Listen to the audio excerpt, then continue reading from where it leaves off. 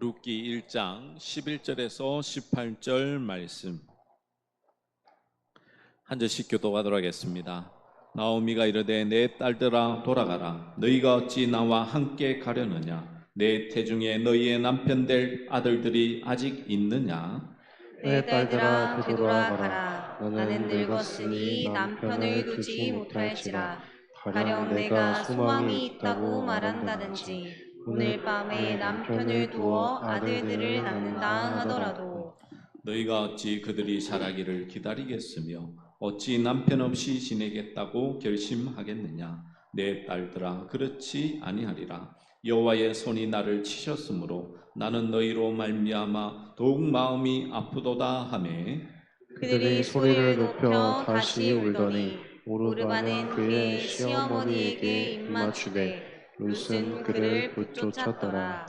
나오미가 또 이르되 보라 내 동서는 그의 백성과 그의 신들에게로 돌아가나니 너도 너의 동서를 따라 돌아가라 하니 룻이 이르되 내게 어머니를 떠나며 어머니를 따르지 말고 돌아가라. 강건하지 마옵소서. 어머니께서 가시는 곳에 나도 가고 어머니께서 머무시는 곳에서도 나도 머물겠나이다.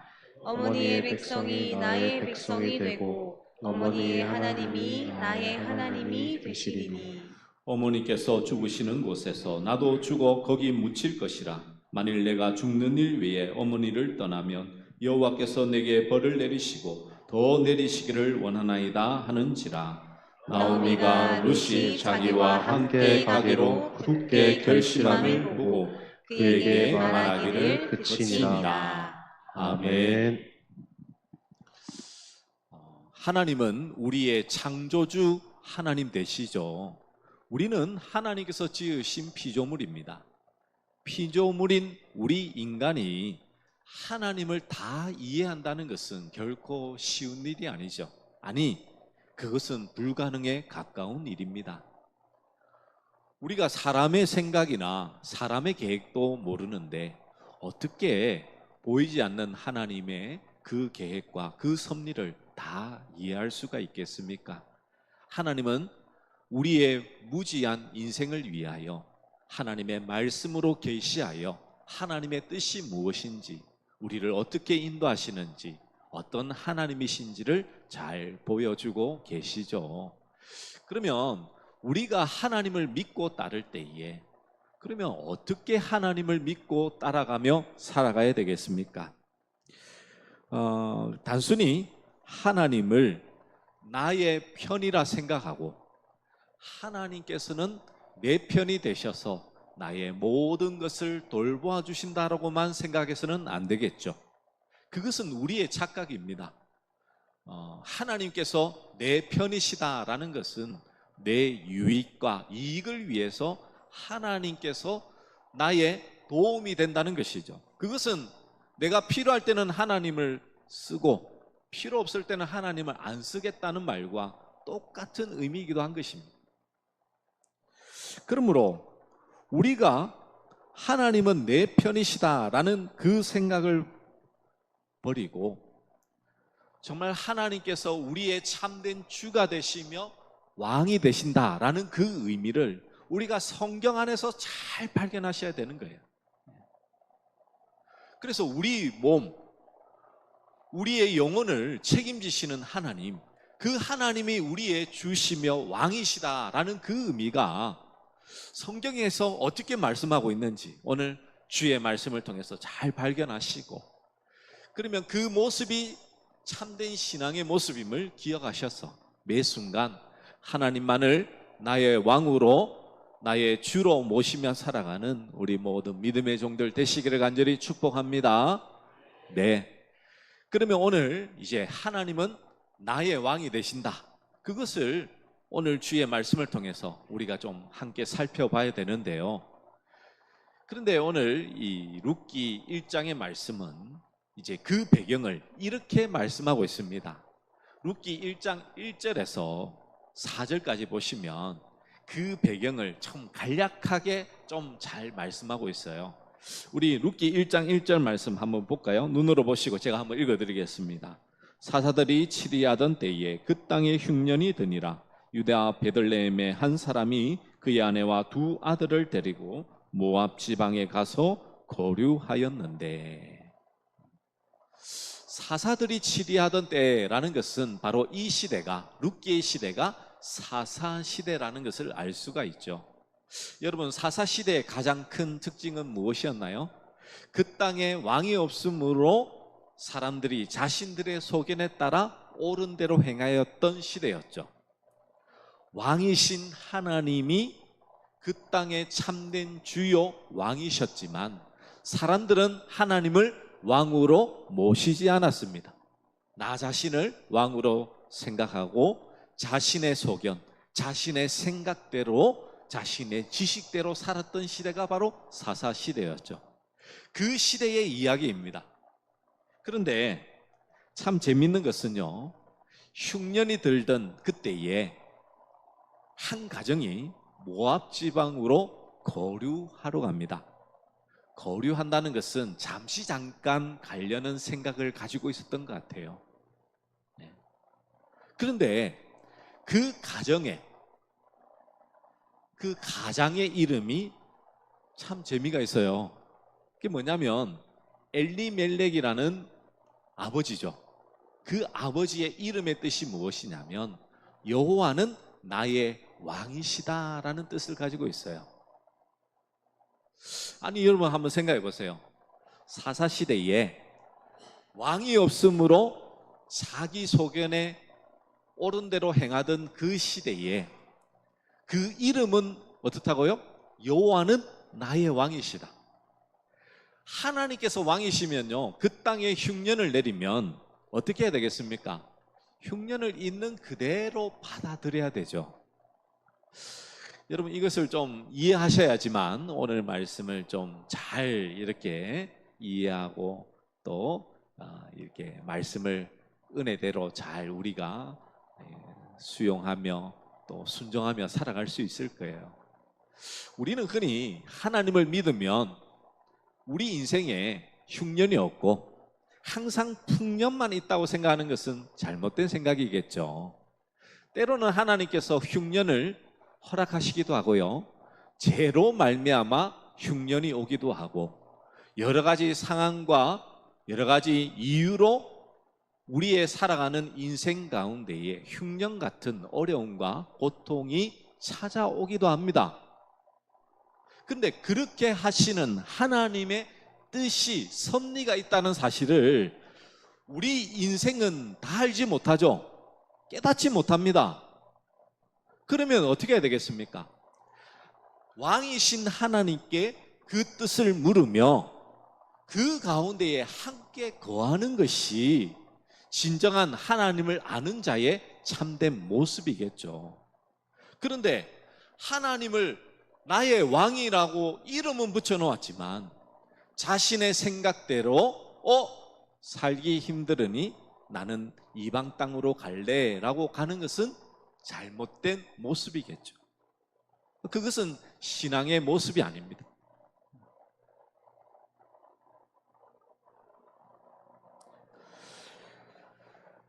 그런 상황입니다. 그리고 모압 땅으로 가서 잘 살면 좋은데 어떻게 됩니까? 엘리멜렉이 죽게 돼요. 그리고 두 아들이 있었습니다. 근데 그 두 아들이 모압 땅에서 모압 여자들과 이렇게 결혼을 했는데 두 아들마저 죽게 됩니다. 약 10년이라는 기간이 지난 것 같아요. 그 기간 안에 남편과 두 아들이 죽게 되어서 이제는 나오미와 두 며느리만 남게 된 상황이에요. 이게 그 상황입니다. 사사 시대에 흉년이 들어서 베들레헴이라는 그 땅을 이제 벗어나서 모압 땅으로 가서 살았는데 남편이 죽고 두 아들이 결혼하였지만 두 아들도 죽게 된 상황. 여러분, 그 상황 가운데서 나오미가 할 수 있었던 것은 무엇밖에 없었을까요? 고향으로 돌아가야 되겠다라는 생각을 할 수밖에 없겠죠. 왜냐하면 이 모압이라는 이방 지역에서 남편 없이 아들들 없이 살아간다는 것은요, 얼마나 힘든 일이겠습니까?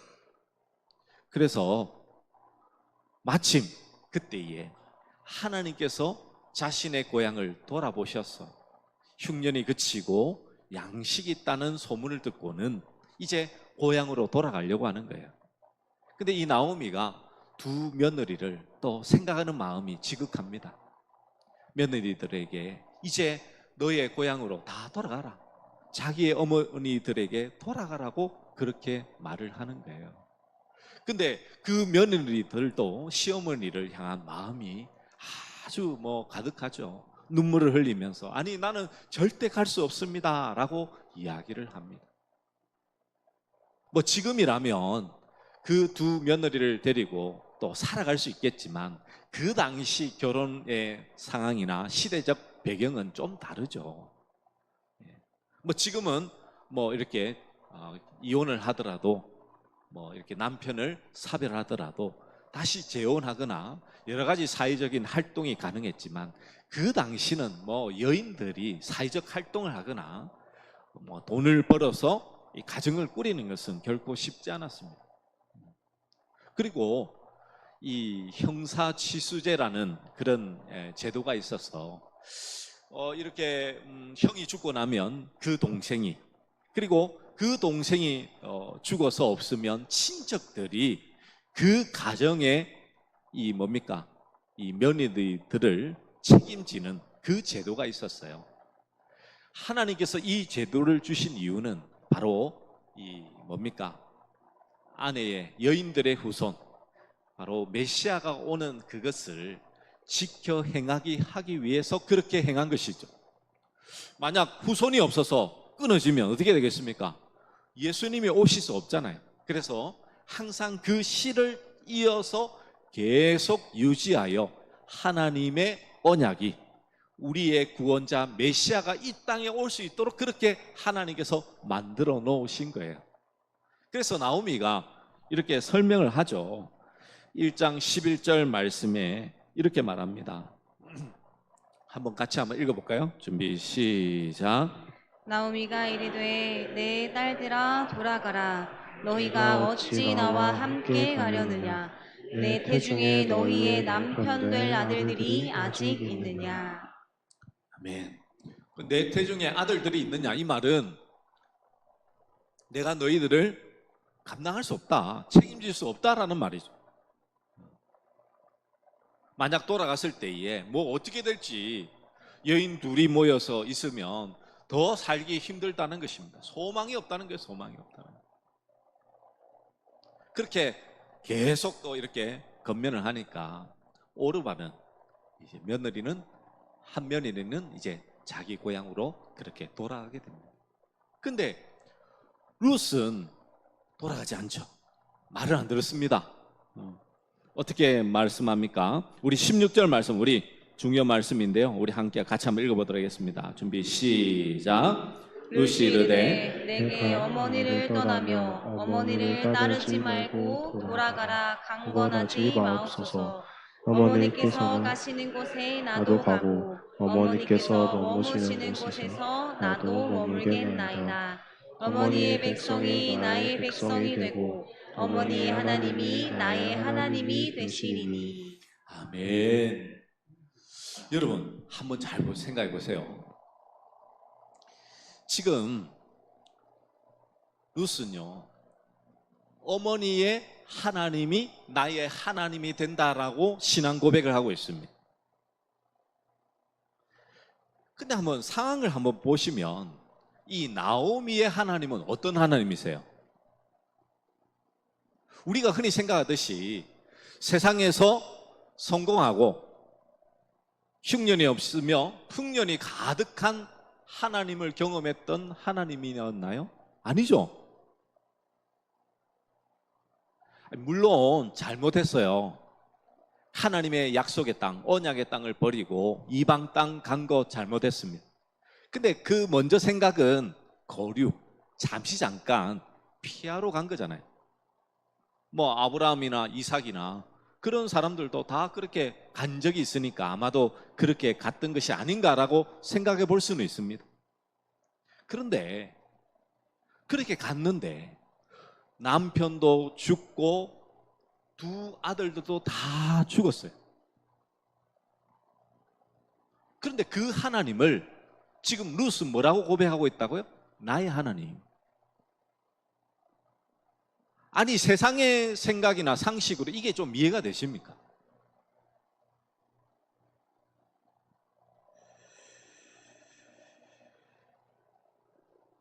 룻은요, 나오미의 아들과 결혼을 하고 나오미가 하나님을 섬기는 것을 잘 보았습니다. 그리고 그 결과가 어떠했는지도 너무나 그 옆에서 잘 보았죠. 어떻게 보면 가장 불행한 인생이지 않습니까? 자신이 의지하고 붙들 수 있는 남편, 아들들 다 죽었어요. 결국 이방인인 룻의 입장에서 나오미를 통해서 보여진 하나님은 그렇게 한양할 만한 것은 결코 아니었습니다. 여러분, 예를 들어서 우리 교회에 두 가정이 있는데 한 가정은 막 모든 일이 잘 풀려요. 하는 일들마다 뭐 매출이 오르고 집을 사면 집값이 오르고 자녀들의 막 좋은 대학, 뭐 좋은 직장. 근데 한 가정은요, 하는 일마다 안 돼요. 완전 그 반대입니다. 그러면 여러분은 어느 분의 하나님을 나의 하나님으로 고백하고 싶으십니까?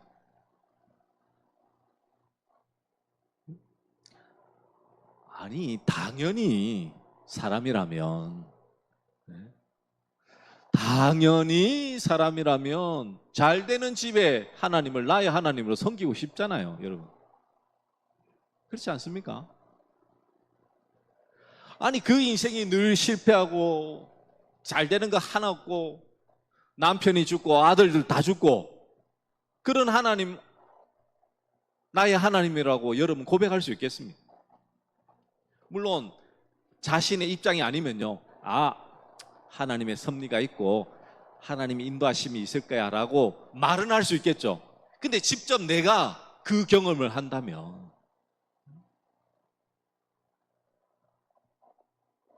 여러분의 입술에 하나님은 진정한 나의 하나님이십니다 라는 고백이 나올 수 있냐고.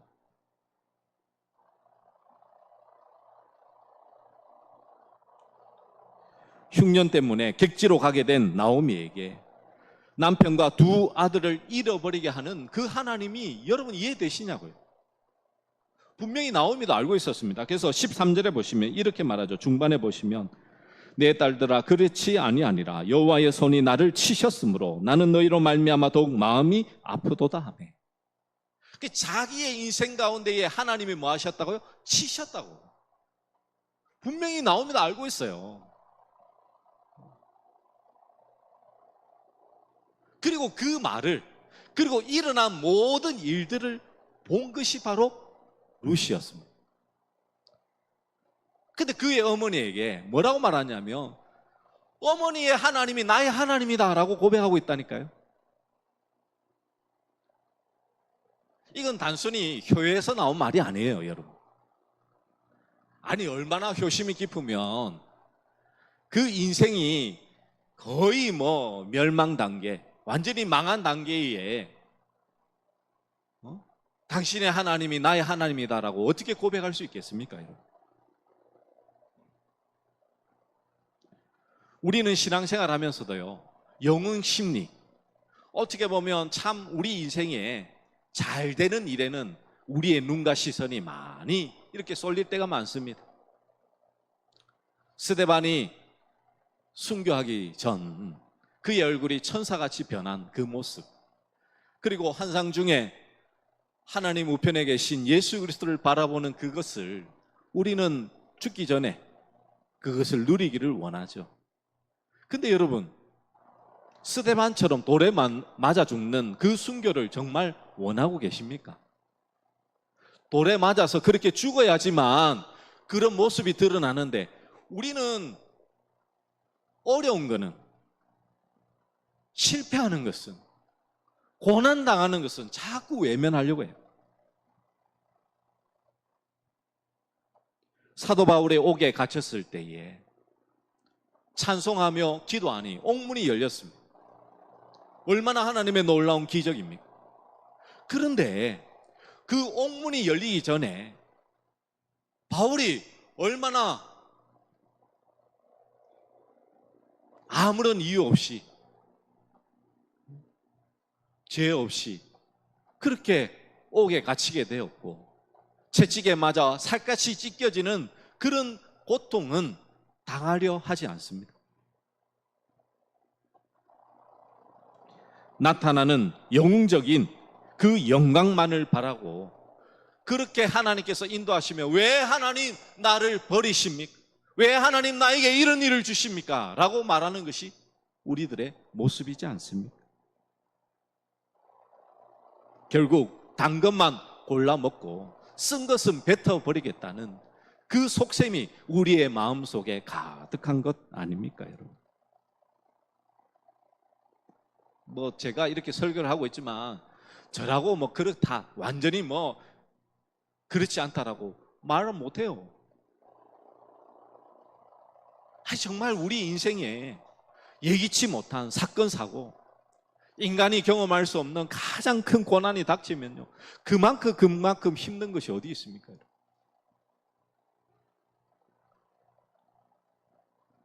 우리가 살아가는 인생은 절대로 우리의 뜻대로 되지 않습니다. 때로는 원하지 않는 고통과 고민에 빠지기도 하죠. 그러한 상황에서 생각하는 여러분의 하나님은 어떤 하나님이십니까? 여러분 주위에 실패만 하고 고통만 겪는 신자가 있다고 할 때, 과연 그 사람을 보면서 너의 하나님이 나의 하나님이 되리라 라고 말할 수 있는 사람은 과연 몇 명이나 되겠습니까? 욥의 친구들처럼, 그래 실패한 거는 쟤 때문이야, 하나님께 더 기도하면 인생이 잘 될 거야, 그런 말은요 쉽게 할 수 있죠.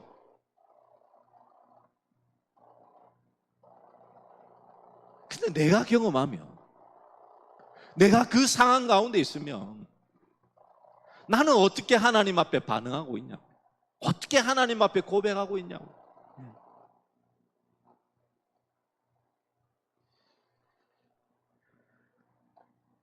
신자가 하나님을 신앙한다는 것은 자신이 어떤 처지에 있다고 하더라도, 어떤 상황에 있더라도 나의 하나님이란 이 고백이 우리의 마음속 저절로 쏟아져 나와야 되는 거예요.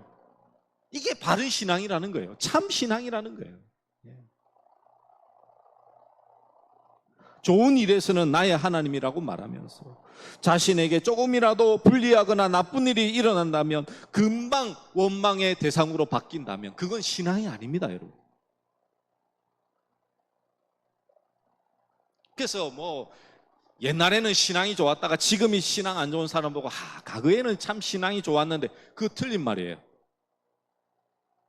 신앙은 과거가 중요한 건 아닙니다. 지금 어떠냐고요.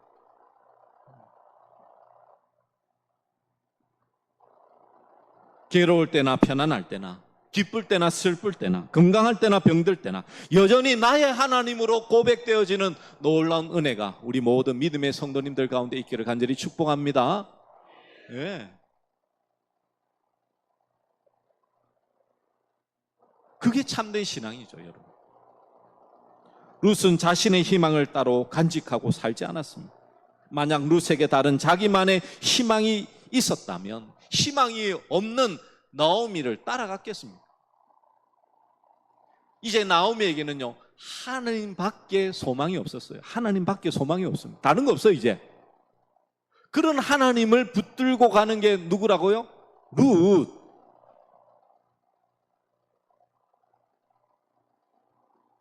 나오미에게 함께하는 그 하나님을 나의 희망으로 삼고 나아가고 있는 것이 그 며느리 룻이었던 것입니다. 여러분, 신자가 하나님과 함께 사는 삶을 살기 위해서는 하나님 이외에 자기의 희망으로 삼는 것을 다 내려놔야 되는 거예요. 참 그냥 흔히 고백하듯이 예수님밖에는 다른 것이 없습니다. 고백은 쉽게 할 수 있죠. 근데 여러분의 삶 속에 진정한 소망이, 희망이 예수님밖에 없습니까? 그걸 지금 이 성경은 우리에게 묻고 있는 거예요. 묻고 있는 거예요. 누구를 통해서? 룻을 통해서. 아니, 말로는 하나님은 나의 왕이시다지만 그 언약까지도 버리면서 다른 나라로 가서 살다가 다 잊어버리니까 다시 돌아오는 그 이스라엘. 하나님께서 왜 흉년을 주셨는지, 그들에게 왜 재앙을 주시는지 그거는 생각하지도 않고 그들의 인생이 조금만 힘들면 우상에 가서 엎드리며 자신의 빌복을 빌어서 어떻게든지 이 땅에서 잘 살고자 하는 그런 망상 속에 살아가고 있는 그들을 향하여서 이방인이지만 인생의 모든 실패를 그 옆에서 다 보고 하나님께서 그들을 치셨다라는 그 사실도 알고 있지만 그 하나님을 나의 하나님으로 고백하고 있는 이방인인 바로 룻을 통해서 어떤 것이 참 신앙인지를 우리에게 말씀해 주고 있는 것이죠. 세상의 희망은 돈입니다. 힘이 되는 남편이고 자식이죠. 그러나 신자의 희망은 오직 하나님 한 분뿐이심을 믿고 따라가야 된다는 거 누가 모릅니까?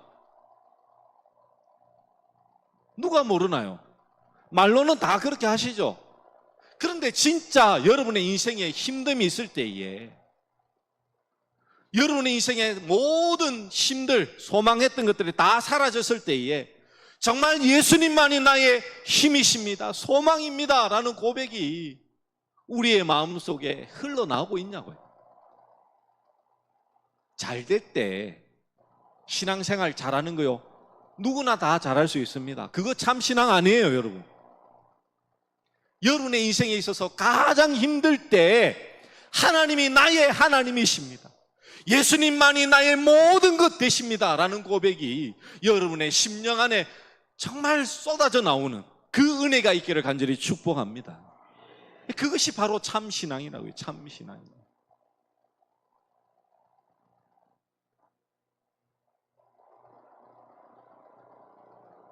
실패한 인생이라고 할 수 있는 나오미를 바라보며 어머니의 하나님이 나의 하나님이 되리라 라는 이 고백을 통하여서 바로 이스라엘을, 하나님을 왕으로 모시고 살고 있지만 자신의 소견대로 행하고 있는 그 이스라엘을 부끄럽게 만들고 있는 것이 바로 이 이방 여인인 것이었죠. 여러분은 이 룻의 고백에서 오늘 우리가 하나님을 어떻게 이해하고 있는지를 여러분 잘 하나님 발견할 수 있어야 됩니다. 항상 나를 도우시고 나에게 좋은 일만 있게 해주시는 하나님을 기대한다면 그것은 하나님의 역사를 반쪽짜리만 이해하고 받아들이는 거예요. 하나님은요, 독생자 예수님을 십자가에 못 박았다니까요. 고난을 당하게 하셨다고요. 예수님은 죽으시기 위하여 이 땅에 오셨습니다. 근데 왜 우리는 그런 하나님은 전혀 이해하지 않고 왜 잘 살려고만 하십니까?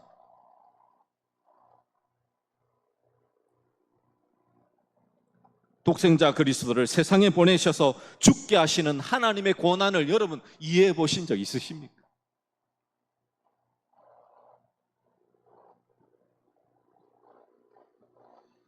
독생자를 보내신 하나님의 고난을 이해한다면 우리의 모든 삶은 그 고난 안에서 다시금 생각해 볼 수 있겠죠.